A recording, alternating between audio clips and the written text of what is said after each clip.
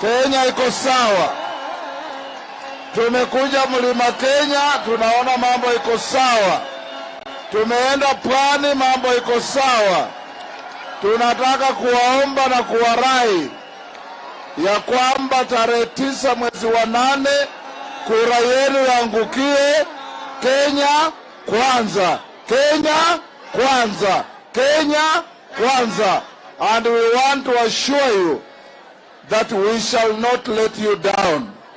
Tutawafanyia kazi vilivyo, tutakuwa waaminifu kwenu, na tutahakikisha kila Mkenya ana nafasi ya kuwa na pesa mfukoni. Asante sana na Mungu awalinde.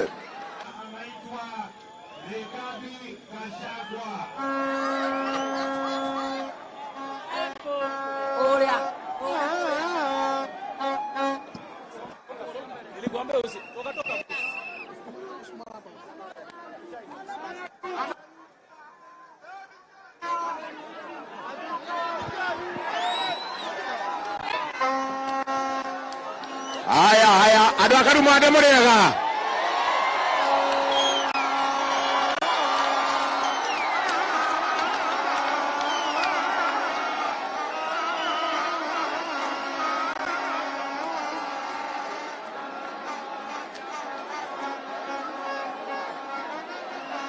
Haya,